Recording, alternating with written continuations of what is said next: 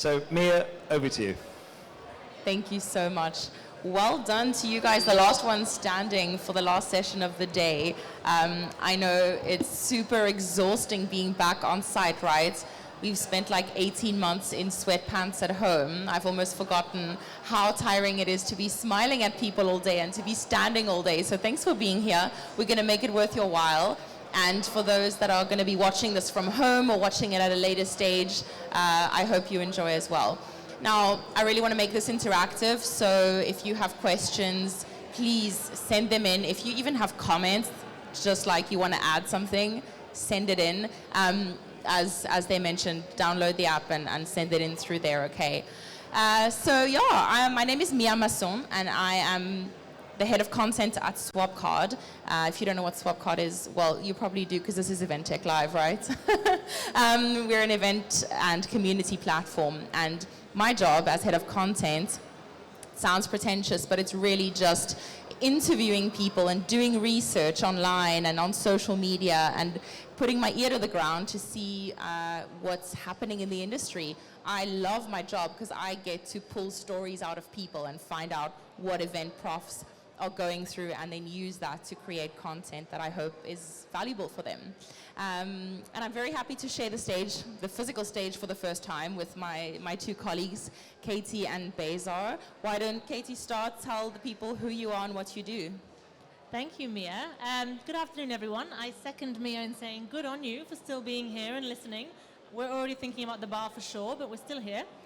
My name is Katie Massey. I am super excited to be sharing the stage this afternoon with my colleagues and discussing the buzzwords that I've been hearing flying around in 2021 from a customer success perspective.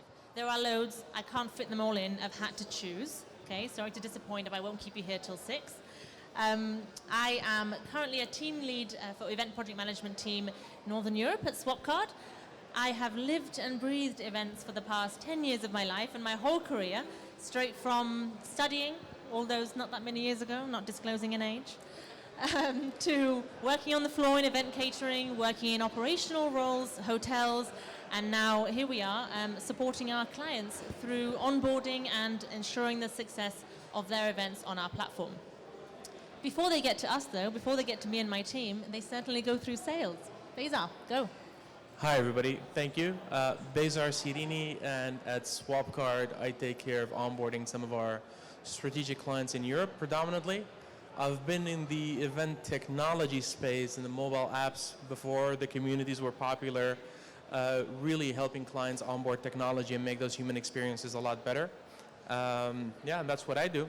They call it sales, but it's not necessarily only sales in the traditional sense of the word, but it's also guiding our clients through that transition of adopting new technologies, helping their teams innovate, and deciding and being very deliberate of what they want to achieve and how they want to achieve that.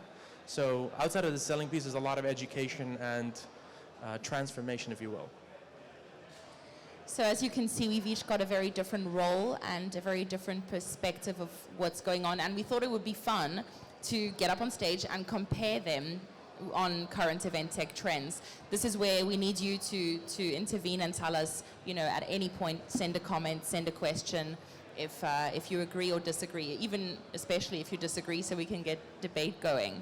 As you heard, Bezar works very closely with clients from the get-go, so he knows what they're investing in, what they're buying, what they're looking for.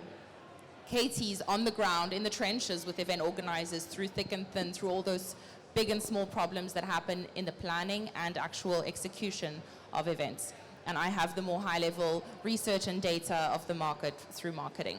I think we should start with Bezar. I have a question for you about what clients right now are investing in and buying in event technology. And also we thought it would be fun to each think of a mantra that we would use to describe kind of what's happening in the events industry right now.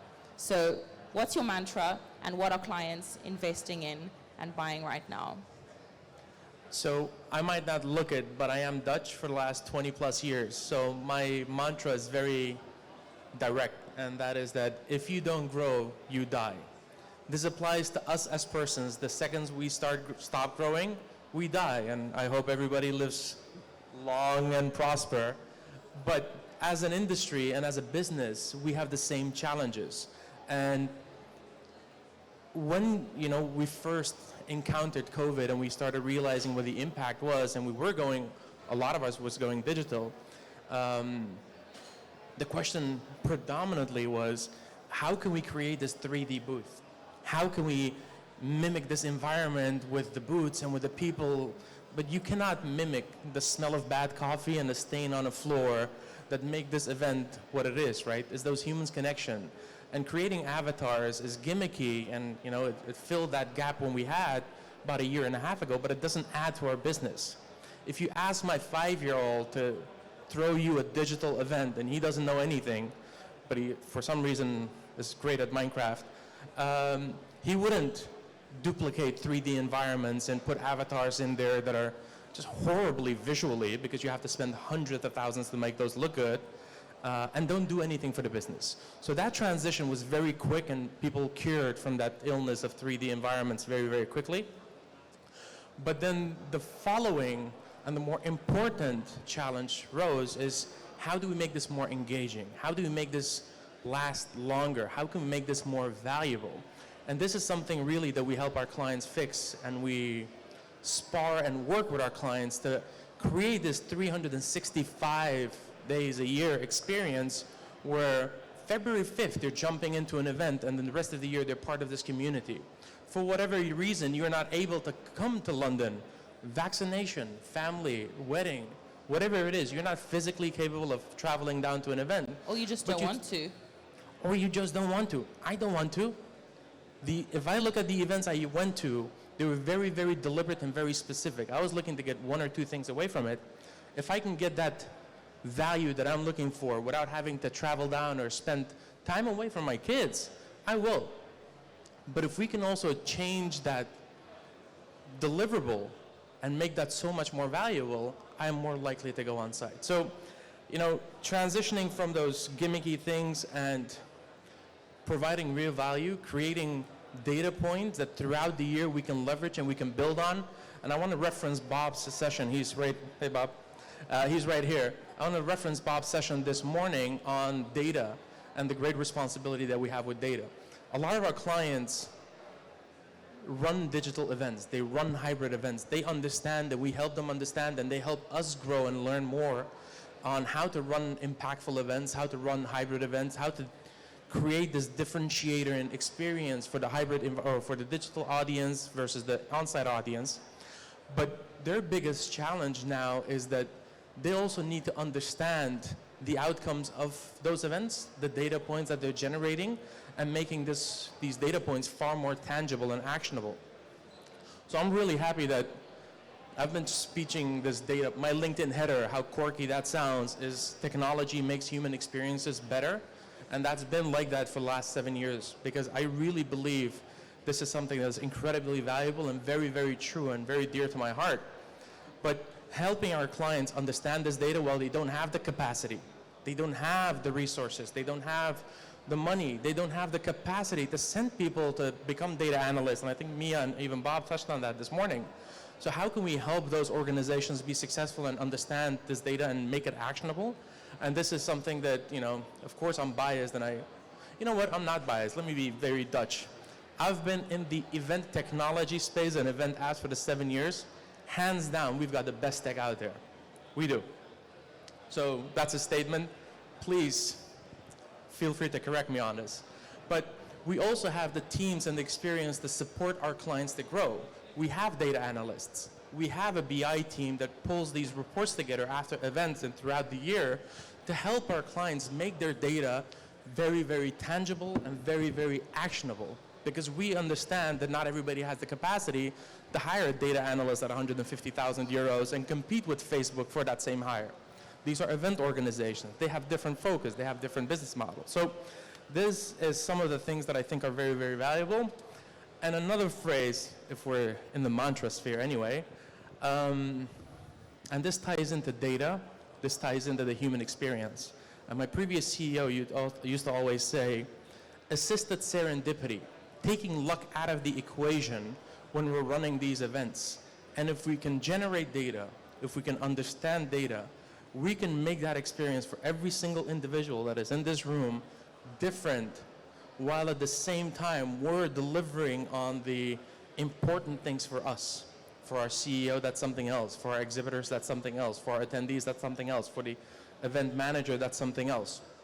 So being able to understand and action this is really, really important.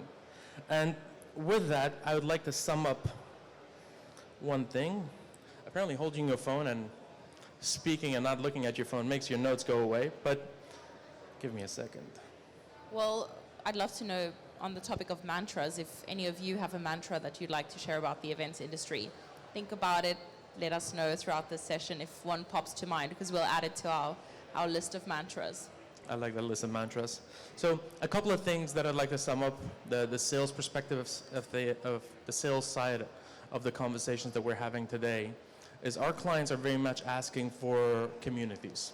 Our clients are very much asking for a longer and extended contact, because we human beings are all very, very, sometimes we pretend to be tough like my 5-year-old, but we all love and care and love to have attention and love to be part of a pack, whether that's at the gym, whether that's with friends, whether that's in the professional environment. Those things are very important. And to quote one of my clients, that we're helping them not only adopt technology, but also shift their organization with these new skill sets that are required. He said, the question of digital as part, and this is a 600-700 million euros revenue a year, only organized events. He said the question is not whether we are adopting technology and we're making events hybrids and we're doubling down on community. The question for our boss and leaderboard or board and is digital going to be 1 million, 10 million, or 100 million of the 500 or 600 million in revenue that we have? So I think that is really something important to understand, and that puts also a monetary, a dollar value on the opportunity really that's in front of us. So communities, extended connections, and the ability, the know-how to understand and make data or make event results actionable and simple, right? I think that's the biggest challenge that my conversation partners are facing and that we're trying to help them solve. Mia. So I've actually got a question for Katie. I said Mia. I mixed these. Great point. What? I've only met these people for the first time 2 days ago, but we've been working 1.5 years together, which is amazing. But how cool is that? It feels like we are family already. We've been working online for 1 year, and then when you see someone in person, you're like, you're so much more beautiful than I imagined, and you're taller, and you're even cooler in real life than you are on Google Meet. They didn't say this about me, but...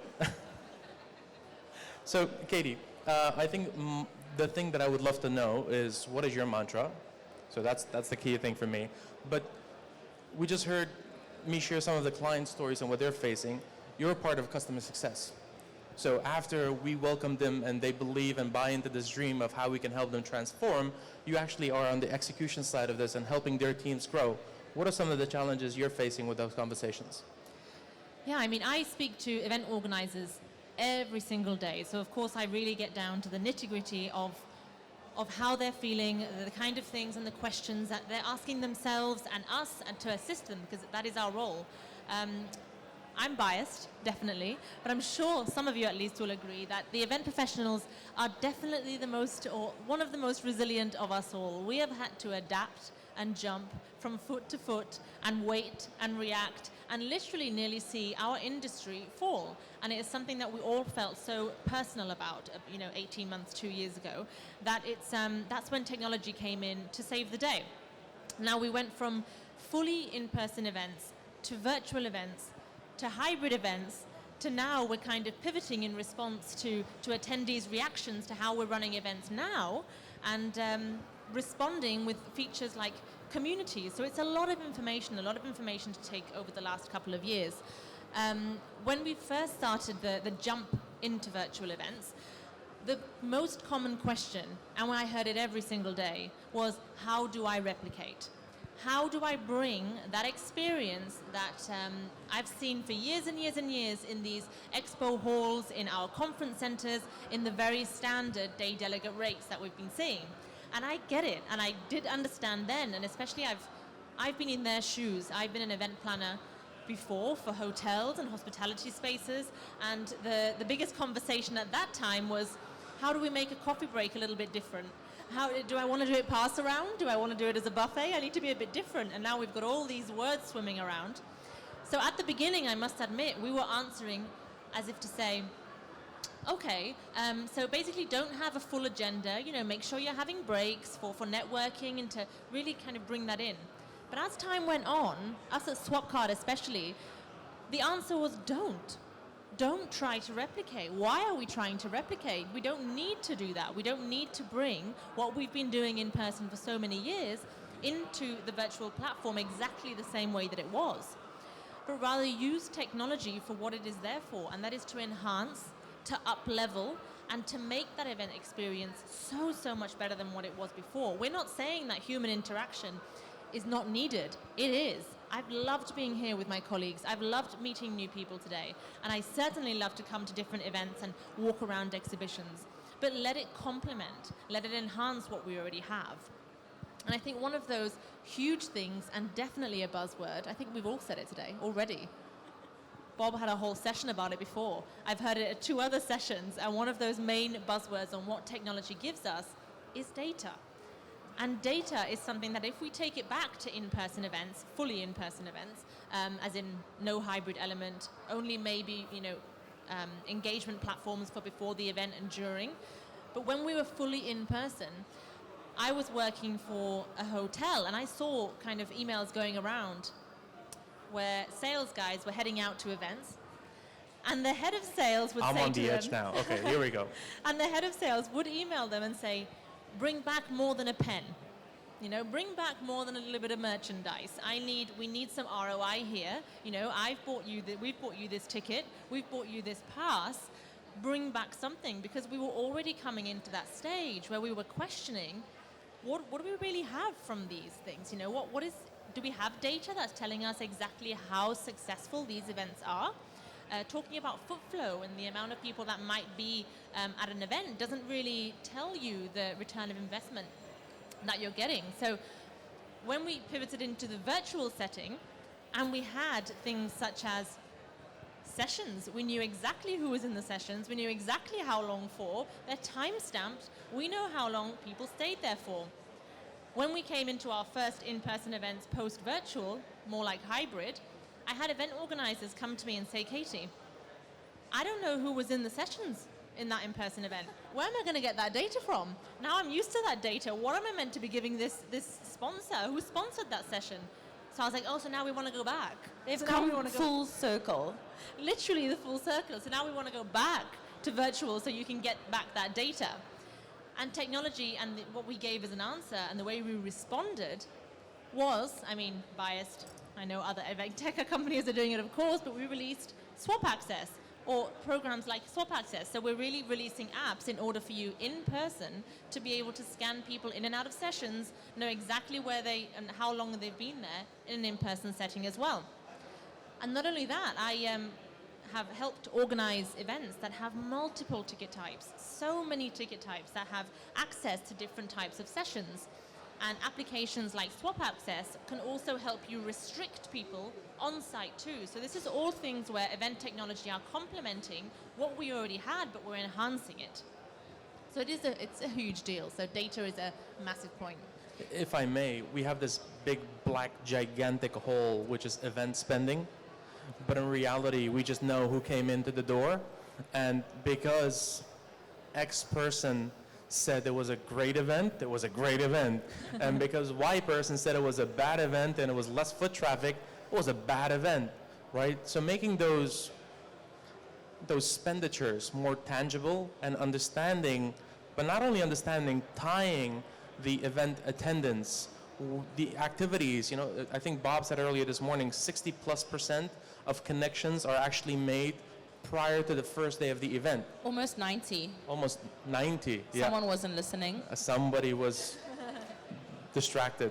So if 90% of leads on two-day conferences are made prior to the event, what does that actually tell us? That means we have a gigantic footprint in the data of attendees. So if we have a community where they're a part of, they're doing X, Y, and Z, then subsequently, prior to the event, 90+% of their activity is logged on the same community platform that we have.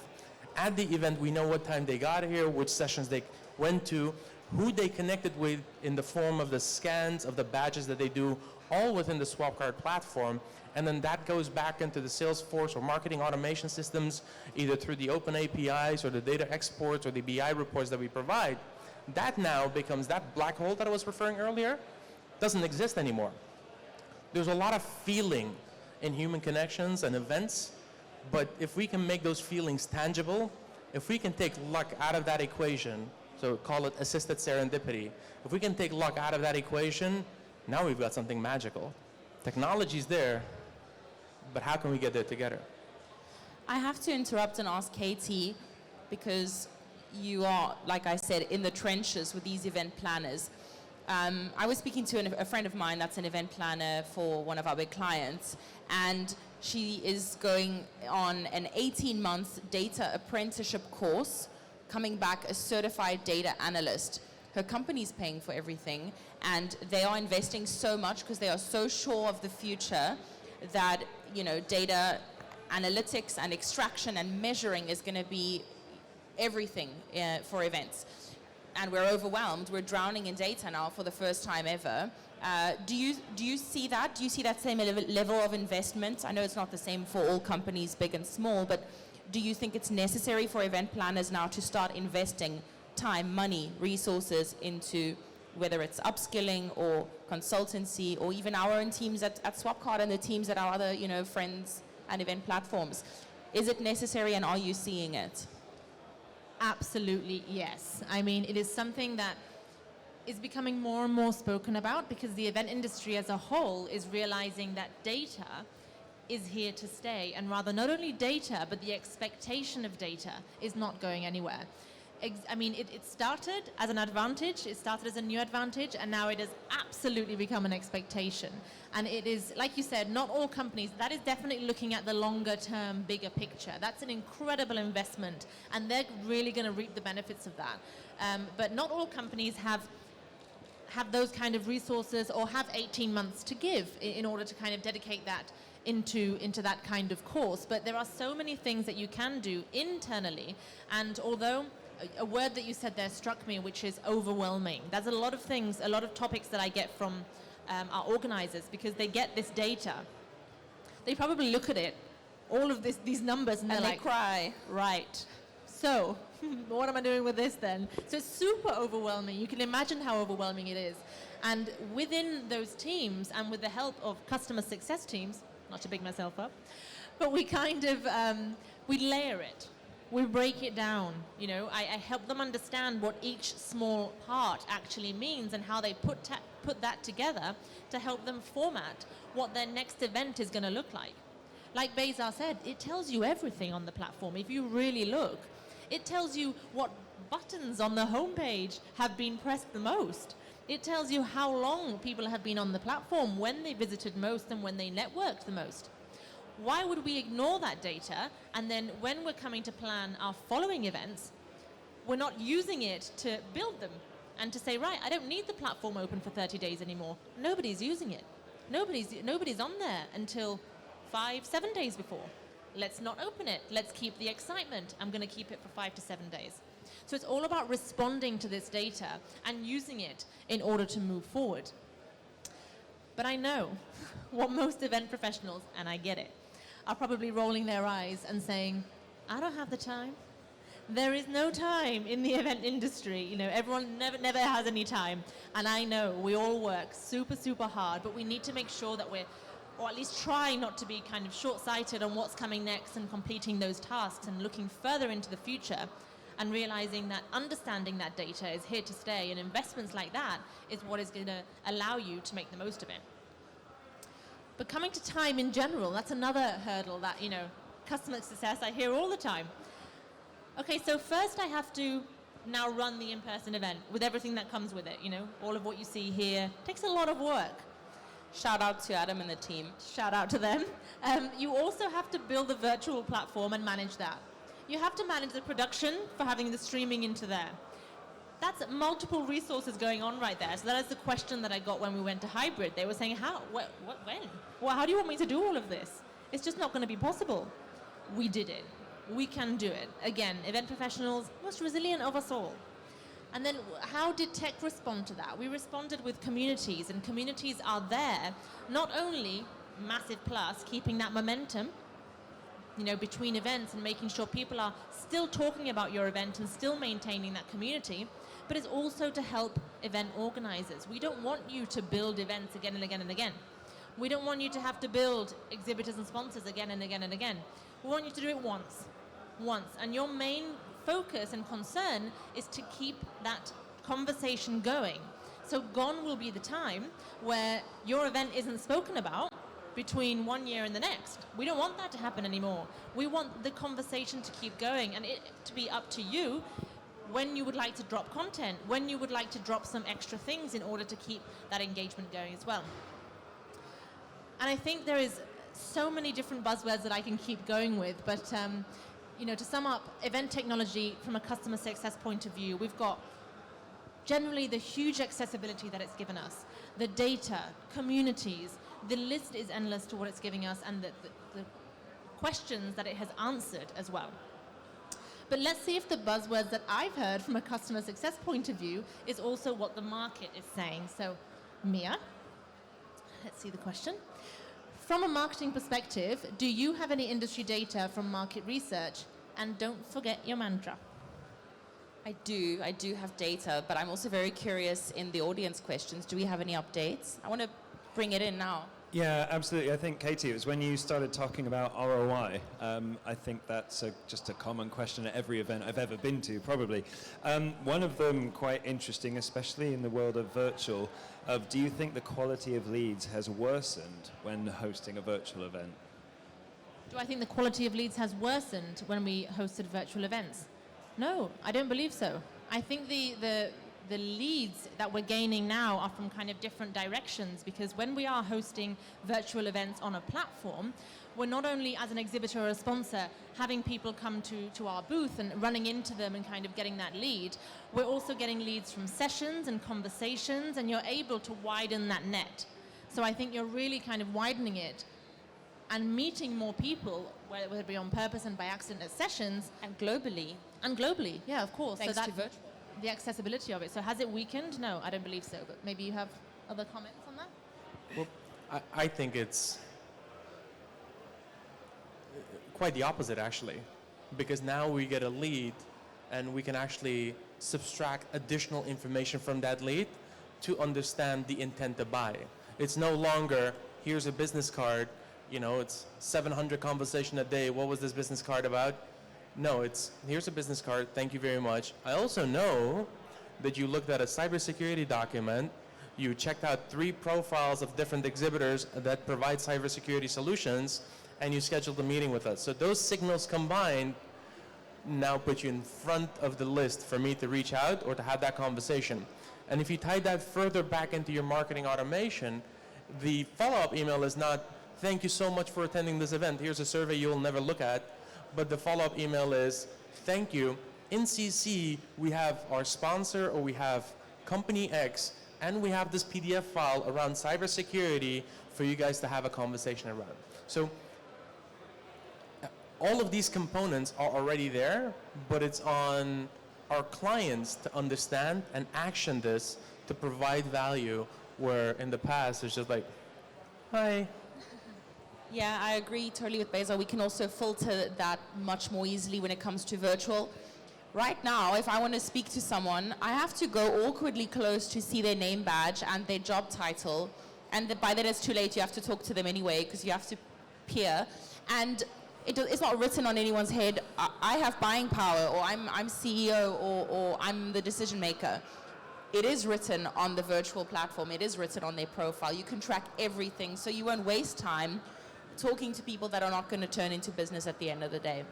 So maybe as a follow-up question, and me, I think with your background of research and data and the sort of understanding the marketing side of things, but is that ROI, I mean, traditionally it was kind of how many leads did someone get and what quality they were. It was quite simple maybe, but now that we're combining digital and physical, what are some examples of metrics people could look out for to sort of prove success?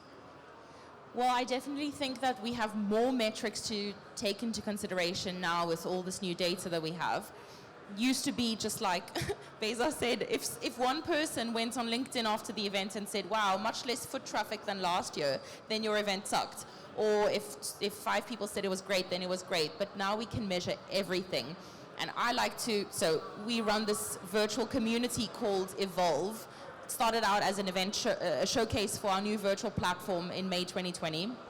It was meant to be a quick 3-day event that just showcased, look, we've built a virtual platform, here's how you can use it.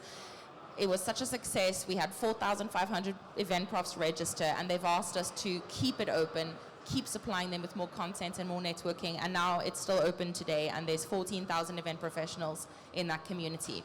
That's kind of my testing ground. They know, if there are any of you here, there actually are some here, of the Evolvers, they know that they're guinea pigs, and we've been testing things on them and doing research on this community, and that's great. But some of the things that we've been tracking with our 3 big flagship virtual events we've done, and then the smaller community series episodes every month, some of those metrics have included engagement. So I call it just engagement as a broad marketing term, because that's a big buzzword in the industry right now. My data squad at Swapcard, when I told them, can you track engagement for me? Can you dig into that and extract that? They were like, Mia, engagement is such a broad term, you're going to have to narrow it down for us. And that helped me a lot, because now I understand that you can track who watched a session, for how long, what is the average length of sessions that were consumed in their entirety. I'm speaking about this tomorrow, actually. I don't want to give away too much of the data. Tomorrow, last session of the day as well. But one piece I will give away is that, for example, any session over 23 minutes on our 1.5 years worth of content in that video library, live and on demand, any session over 23 minutes was not consumed in its entirety, live or on demand. On demand, it actually drops to about 18 minutes. Conclusion I take from that is 20 minutes is a sweet spot when it comes to virtual sessions.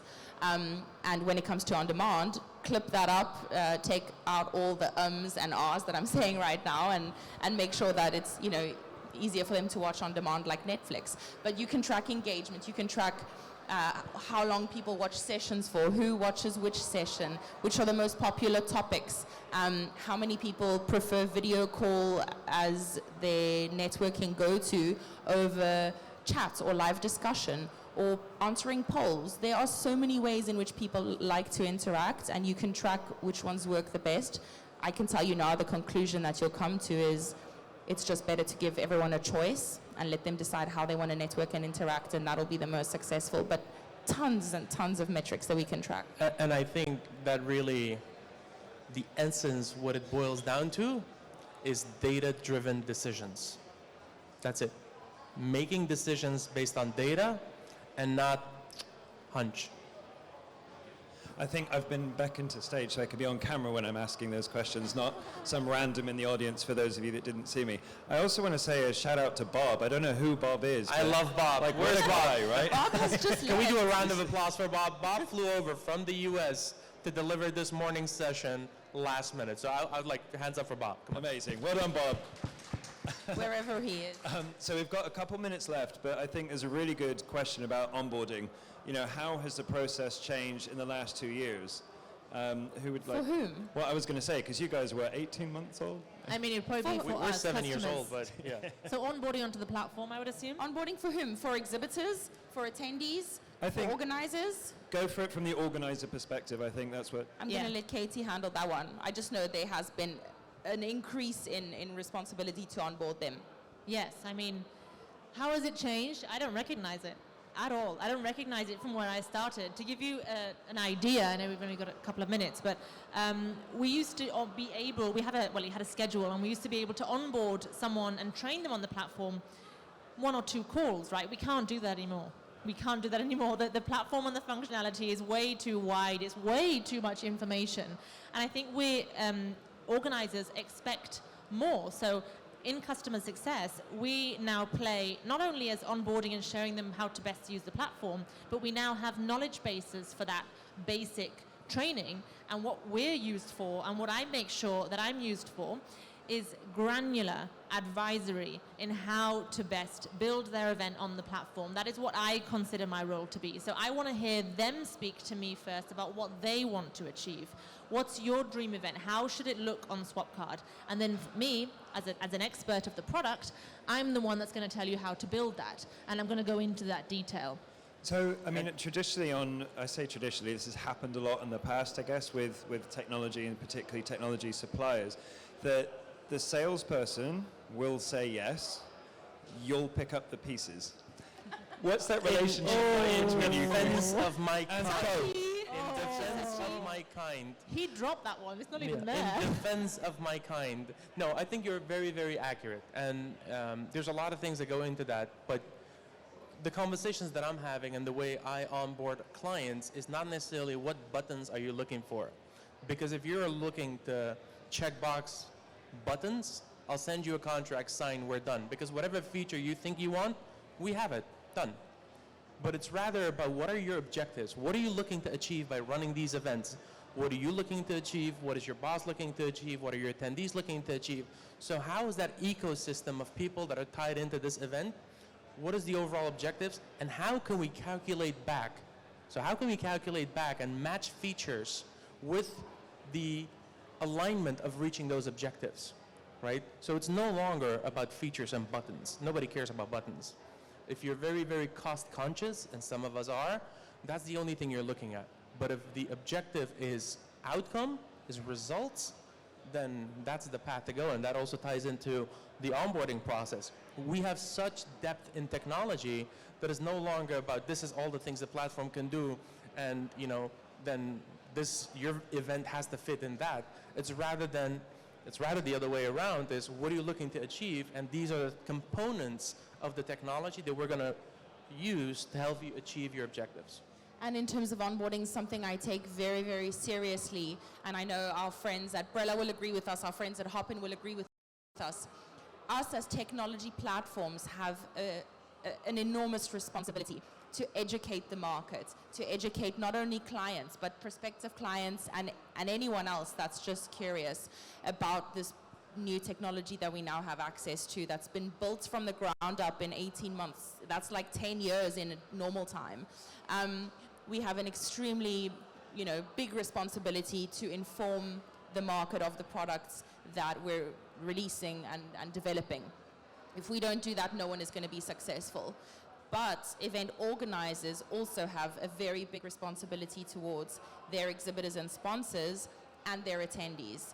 You won't have a successful event if you don't play your role in onboarding them on the platform you've chosen, especially your exhibitors and sponsors. Make sure that you go and sit down with them for multiple webinars and Q&A sessions before the event, before they even are uploaded into your platform, before they even start using it, so they know exactly what are the best practices on that platform that you've chosen.